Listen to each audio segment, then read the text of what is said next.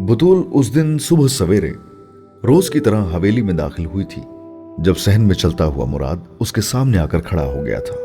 तुम मोतिया की सहेली हो? उसने बतूल के सलाम के जवाब में कहा था। बतूल की समझ में नहीं आया कि वो उसे क्या जवाब दे। मुराद ने जैसे उसकी मुश्किल आसान कर दी थी। तुम्हें देखा था मैंने मोतिया के साथ रेलवे स्टेशन पर और फिर टांगे में। उसने जैसे बतूल के लिए अगर मगर की कोई गुंजाइश नहीं छोड़ी थी। जी, बतूल ने मुख्तसर जवाब दिया। वो मुराद को सर उठाकर नहीं देख सकी। उससे मुराद की आंख में आंख डालकर देखा ही नहीं जाता था। यह काम सिर्फ मोतिया को आता था। मुझे मोतिया से मिलना है, उसे मेरा पैगाम पहुंचा दो। बतूल ने इस बार हड़बड़ाकर उसे देखा था। वो बेतासुर चेहरे के साथ उस पर नजरें जमाए खड़ा था। मैं उसे आपका पैगाम दे दूंगी, लेकिन पता नहीं वो आपसे मिले ना मिले, उसने मुराद से कहा। और मुराद के होंठों पर अजीब सी मुस्कुराहट आई। तुम बस उसे पैगाम देना और वक्त बताना कि मैं कब कुएं पर आऊं। वो उसे कहकर बड़े यकीन से वहां से चला गया, यूं जैसे उसे पता था कि मोतिया उसका पैगाम सुनते ही दौड़ी चली आती। बतूल दूर जाते मुराद को देखती रही, उसके ऊंचे लंबे सरापे को, लंबे लंबे डग भरते उसके वजूद को। हर अच्छी चीज की तरह वो भी मोतिया का था। बतूल के अंदर कुछ सुलगा था। सईद एक लम्हे के लिए भी उसे याद नहीं आया था और मुराद अब उसे भूल नहीं रहा था। कहां मिलना है उसने? मुराद ने ठीक कहा था। मोतिया ने कोई सवाल जवाब किए ही नहीं थे बतूल से। उसने बस जगह और वक्त पूछा था। चौधरी मुराद ने कहा, वक्त और जगह तुम तय करोगी। बतूल ने उसे बताया। मोतिया का चेहरा चमका। तो बस फिर कुएं पर रात के वक्त? मोतिया ने कहा था। तू क्या कहकर आएगी? बतूल ने पूछा था। सच बोल कर आऊंगी। अम्मा से कहूंगी मुराद पाने जा रही हूं। मोतिया ने छोटी उंगली की पोर के कोने से आंख में काजल डालकर जैसे लकीर खींची थी और आईने में से बतूल को देखकर मुस्कुराई थी। वो तो पहले से ही तेरा है, तूने क्या पाना है उसे? बतूल ने अजीब हसरत से सोचा था। उसे कहो दिन को आए, रात को घर से निकलेगी तो बदनामी मोल लेगी और उसकी इज्जत मुझे अपनी इज्जत से भी ज्यादा प्यारी है। बतूल ने मुराद को मोतिया का पैगाम पहुंचाया था और उसने जवाबन उससे कहा था। बतूल उस पर मर मिटी थी। ये कैसा मर्द था जो रात के अंधेरे में मिलना नहीं चाहता था, दिन के उजाले में अपनी महबूबा से मुलाकात चाहता था, जिसे महबूबा की नेक नामे की परवाह अपनी बदनामी से ज्यादा थी। और वो सईद से हमेशा रात के अंधेरों में मिलती थी। वो बुलाता ही रात को था। उसे सईद पर एक बार फिर गुस्सा आया, उसकी बुजदिली पर और उसकी बेगैरती पर, लेकिन अपनी बेबसी और मजबूरी पर उससे भी ज्यादा। वो मोतिया होती तो उसे मुराद मिलता। वो बदबख्त बतूल थी, इसलिए उसे सईद मिला था। बतूल ने जैसे खुद ही कोसा था, ये जानने के बावजूद कि इन कोसनों से भी सईद ने सईद ही रहना था। उसने मुराद नहीं बन जाना था। देखा बतूल, नहीं मिलता वो मुझसे रात में। मोतिया बतूल की जुबान से मुराद का जवाब सुनकर हंसी थी और हंसती ही चली गई थी। मुझे पता था इनकार ही आएगा उसका। वो मुझसे रात को मिलने पर तैयार हो जाता तो मोतिया के दिल से उतर जाता। बतूल उसका भी चेहरा ही देखती रह गई थी। वो इश्क की कौन सी दास्तान रकम करने जा रहे थे, जिनके इम्तिहानों और परखों में ऐसे इम्तिहान होते थे और महबूब की सदाकत को यूं परखा जाना था। या फिर बतूल ये सोचती कि वो इश्क की कौन सी मेराज पर थे कि एक दूसरे से मिलने के लिए बेकरार होते हुए भी दिन और रात की हदें फलांगने को तैयार नहीं थे। ऐसा कभी बतूल और सईद के प्यार में तो ना हुआ था। वो पता नहीं बार बार क्यों खुद को और सईद को उन दोनों के बराबर लाकर खड़ा कर देती थी। तो बस फिर ठीक है, दिन दिहाड़े मिलूंगी उससे, वहीं कुएं पर, और तुम भी साथ होगी मेरे बतूल। मोतिया ने यकदम ऐलान करने वाले अंदाज में उससे कहा था। मुझे क्यों साथ रखती है? मेरे सामने तो बात भी नहीं कर सकोगे तुम दोनों। बतूल ने फौरन ही जैसे हाथ खड़े कर दिए थे। मोतिया के होंठों पर अजीब पुरस्रार सी मुस्कुराहट आई थी, यूं जैसे उसे उसकी बात बेवकूफाना लगी हो। वो कुएं पर ही मिले थे, पर कुएं के पिछली तरफ आम के बाग में, जहां मोतिया उसके इंतजार में टहलती हुई चली गई थी। मुराद घोड़े पर आया था। कच्चे रास्ते पर घोड़ा दौड़ाते, गर्द उड़ाते, और उसने मोतिया को बहुत दूर से देख लिया था। और खुद मोतिया ने भी। वो अजीब सहरजदा सी उसे दूर से आता देखती रही थी। वो घोड़ा यूं दौड़ा रहा था जैसे वो कच्चा रास्ता पक्की पगडंडी हो। मोतिया से कुछ दूर ही उसने घोड़े की रफ्तार को आहिस्ता करना शुरू कर दिया था। घोड़ा सरपट भागते हुए हल्की दौले की चाल पर आ गया था और फिर आमों के बाग की हदबंदी के साथ साथ चलने लगा था। वो भी जैसे अपने सवार की तरह मोतिया पर ही नजरें जमाए हुए था। मोतिया के करीब आने पर मुराद ने बाघ खींचकर घोड़े को रोका, फिर बाघ को गिरा लगाकर छोड़ते हुए वो घोड़े से नीचे कूदा था और फिर मोतिया के सामने आकर खड़ा हो गया था। वो 2 आमों के दरख्तों के बीचों बीच खड़ी थी। तो तुम मुझे अपने ख्वाबों में देख रही हो, और कितने सालों से? मुराद ने ना सलाम किया न कोई तमहीद बांधी थी। वो उस लड़की से साफ साफ बात करना चाहता था, इधर उधर की बातें नहीं।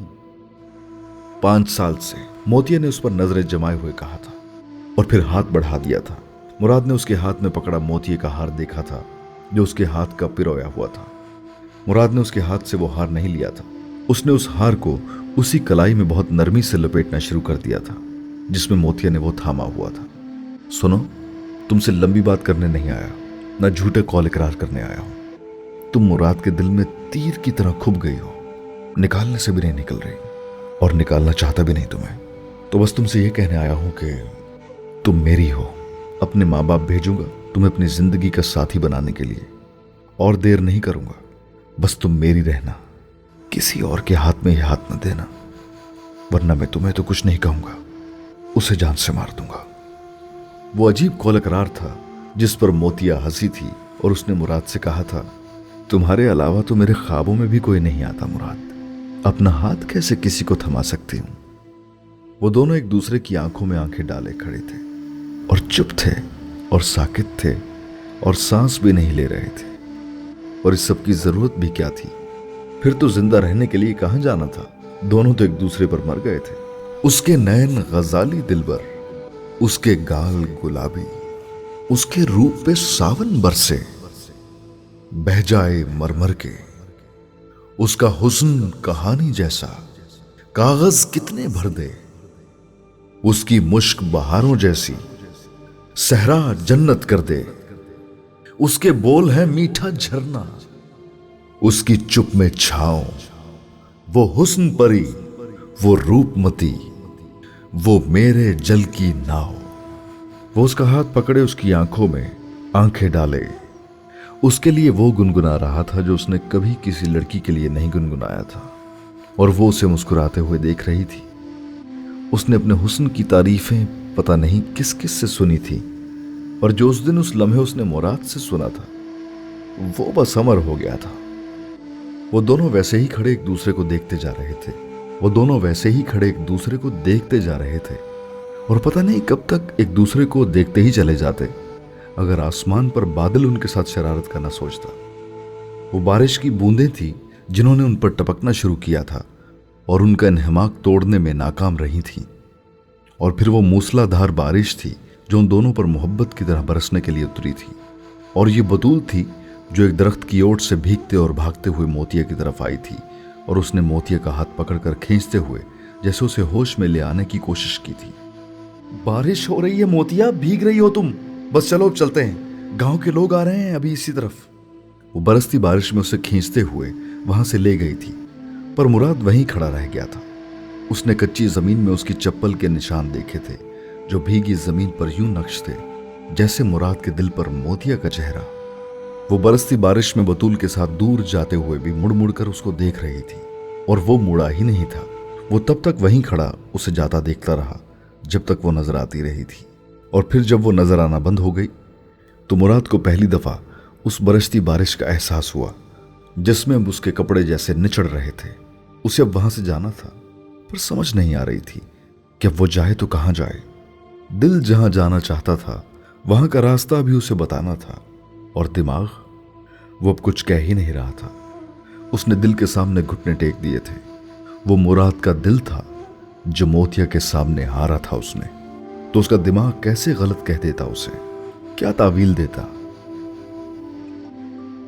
आपका बहुत बहुत शुक्रिया चौधरी साहब, आपने फलों के इतने टोकरे मेरे घर मोतिया के लिए भेज दिए।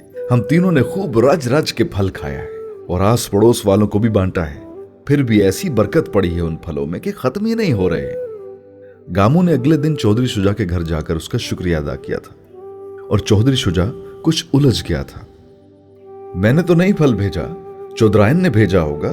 तुमने और तुम्हारी बेटी ने काम भी तो ऐसा बड़ा किया है गामू, चौधरी शुजा ने उससे कहा था। और फिर साथ ही जैसे एक बार फिर उसके मशकूर हुए थे। गामू सर झुका कर रह गया था। उस दिन घर आकर खुशगवार हैरत में चौधरी शुजा ताजवर से उन फलों के बारे में पूछे बगैर नहीं रह सका। वो गामू और अल्लाह वसाई के लिए ताजवर की नापसंदीदगी से वाकिफ था और उसके लिए ये हैरानी की बात थी कि ताजवर उनके घर फल भेजती और वो भी टोकरों के टोकरे। मैं क्यों भेजूंगी फलों के टोकरे गामू के घर? ताजवर भी चौधरी शुजा के इस्तफसार पर हैरान हुई थी। तो हो सकता है तुम्हारे वालिद साहब ने भिजवाए हों। शुजा को उसके जवाब ने हैरान किया था और फिर उसे पीर इब्राहिम का ख्याल आया था। अब्बा जान ने कुछ भेजना होता तो मुझे भेजते और साथ पैगाम दे देते कि ये उनके चाहने वालों को दे दूं। ये थोड़ी करते कि मेरे गांव के किसी भी शख्स को मुझे बताए बगैर फल भेजना शुरू कर देते। ताजवर उलझी हुई थी, मगर उस उलझन में भी वो जैसे फल भेजने वाले को ढूंढने लगी हुई थी। और फिर जैसे एक झमाके के साथ उसके जहन की स्क्रीन पर मुराद का चेहरा चमका था।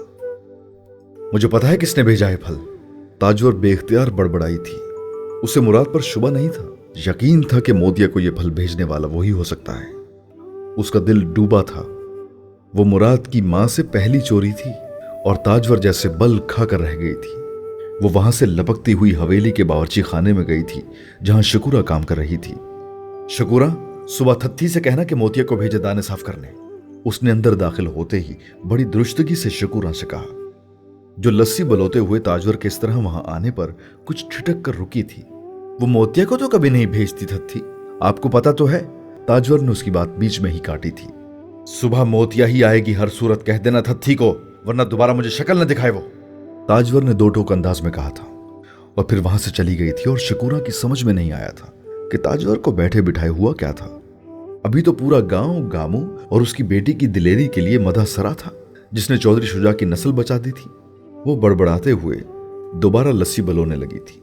इतने साल के साथ के बाद भी उसे ताजवर कभी समझ नहीं आई थी, और ताजवर यूं आसानी से समझ आ जाती तो फिर तो कोई मसला ही न रहता।